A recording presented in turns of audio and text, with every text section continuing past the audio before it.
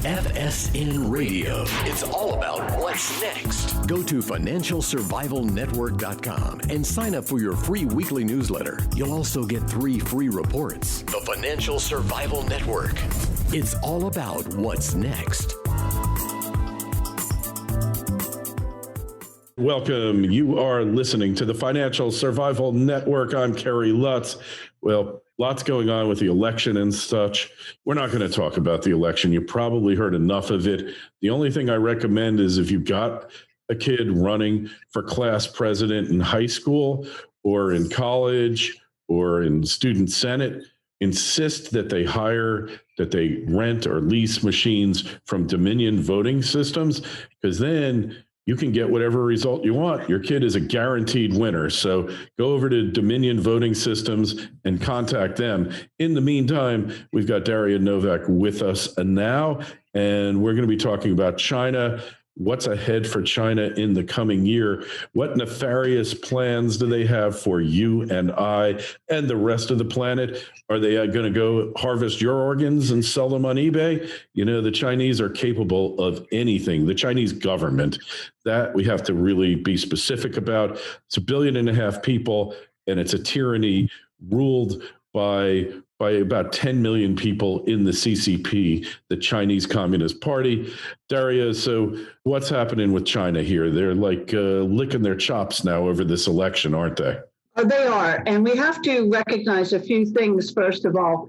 Our election cycles are very short term. Our candidates think election to election. In China, it's very different. They have a much more long-term view. Every 5 years, they hold a party congress. In between those 5 years, they hold an annual plenum meeting. The year before the party congress is sort of a preview of what's going to come from China in the next 5 years. That meeting was just held the last week in October, and what it portends for the future of the world is not good.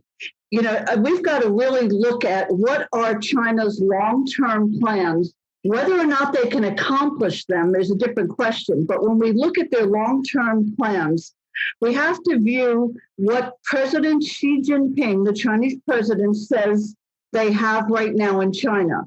First of all, it's a 20-year window of strategic opportunity. Now, it's a direct translation from their communique out of this meeting.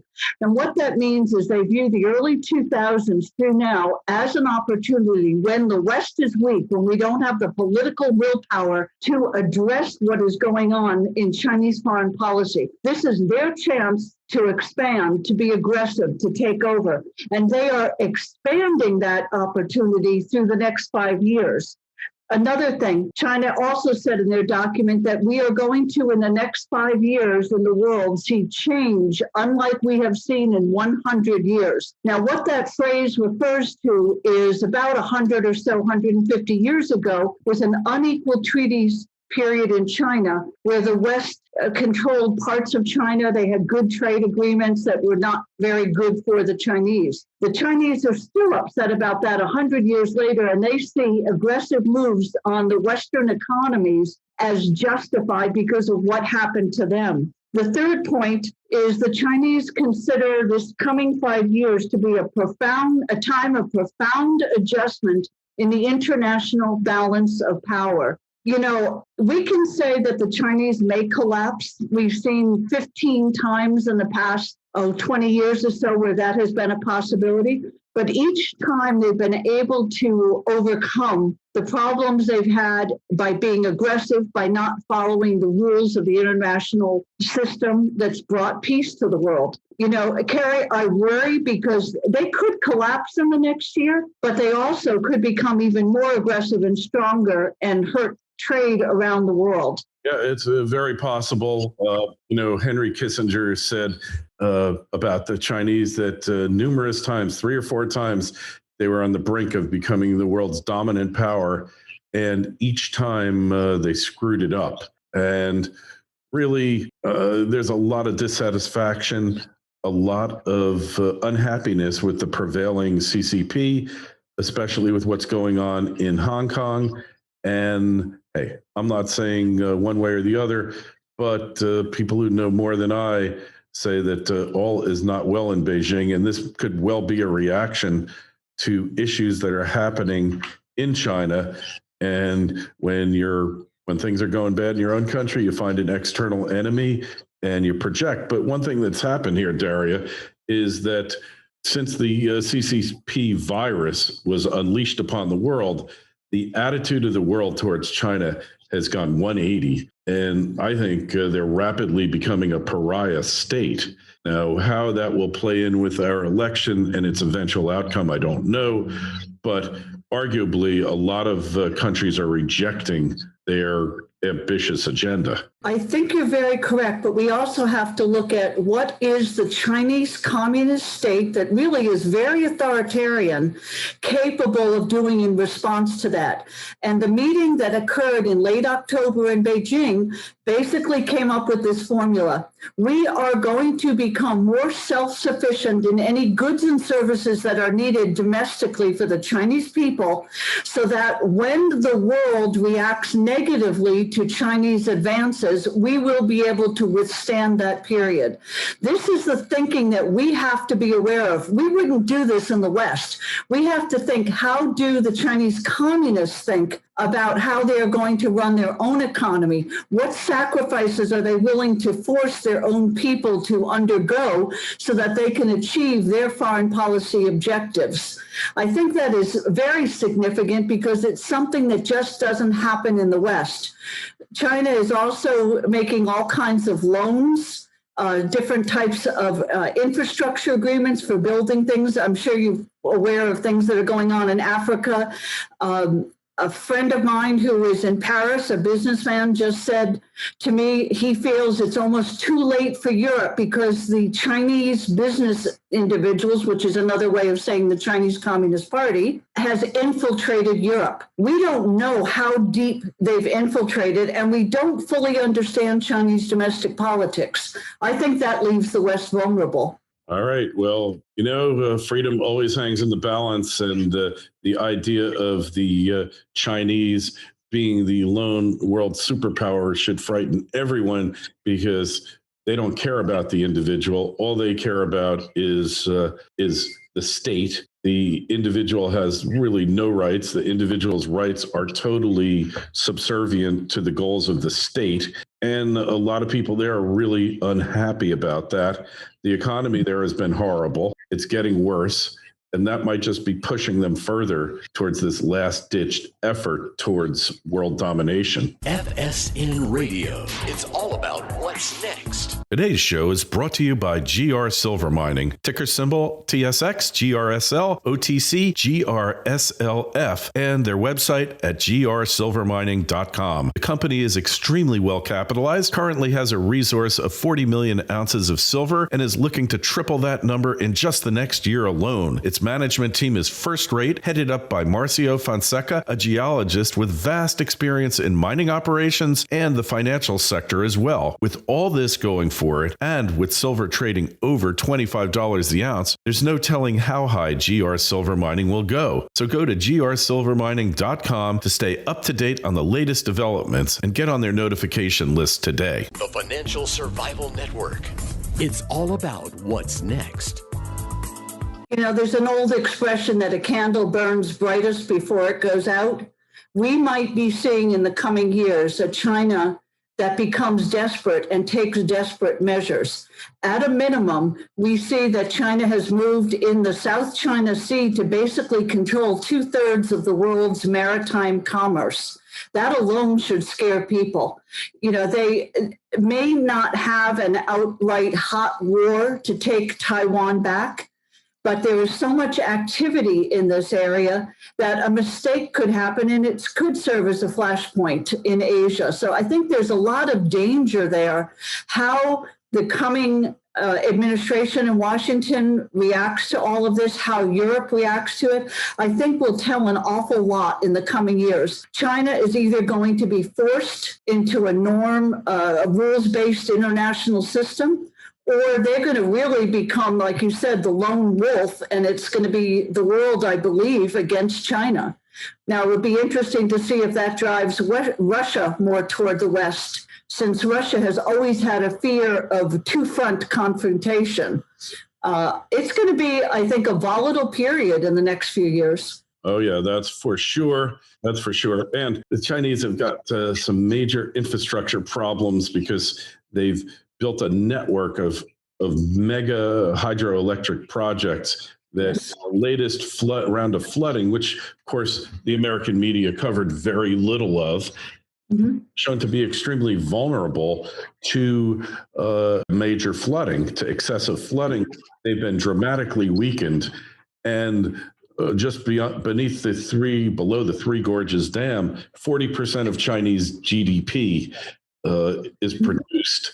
And for a major breach of that dam to occur, that could put them under right there. And they've got numerous dams, not as bad as the Three Gorges, which is the world's largest, but they're all major vulnerabilities, millstones, if you will, around their necks. They're saying that the Three Gorges Dam was built to last for 50 years. It's already like 12, 13 years through its useful life. Yeah, now the Three Gorges was built during the early mid-1980s. What you're seeing above that dam also is a very high buildup of silt. And if you look at Chinese dams along the Yangtze River, you'll see that a lot of them have trouble with silt. So China is not only potentially having breaching of dam problems in large population and in some industrial areas where that could flow through and cause problems, but they're also not able to generate the level of electricity needed to continue to ramp up their economy. They're not going to make their plan, the 5 or 10-year plans. Their 10-year economic plan calls for growth that they just can't achieve in real terms, forgetting what they claim to achieve. They're also trying something else that a lot of the world isn't aware of. They're building electric power plants specifically to be able to harvest Bitcoin. That requires a lot of energy too, and computing power. So the Chinese have multiple tentacles going out there, and unfortunately, I think almost all of them are ones that the world needs to worry about, including the potential for another virus. If China is threatened in any way, they are going to act like a viper and sting the world. We have to be prepared. Yeah, that's for sure. And if you're not convinced after the CCP virus, then you're probably never going to be convinced. You know, Daria, there's like too much of a knowledge gap by most of you out there. Don't really understand what's going on here. Where would you suggest that people go to really get educated on this topic? Definitely not the mainstream media. We're seeing a lot of bias there. Some of the academic sources are okay. Heritage Foundation has some material out there. Unfortunately, I'm really seeing a dearth of material in the mainstream media. Some of our military analyses that I've read recently are pretty good. Some of the war colleges, the things that they're putting out in the public realm. There aren't a lot of good sources that I can say are gathering all the information up. It's literally you pick up a piece here, a piece there, I think, unfortunately. Yeah, and I would also suggest the Epoch Times. It's a great place.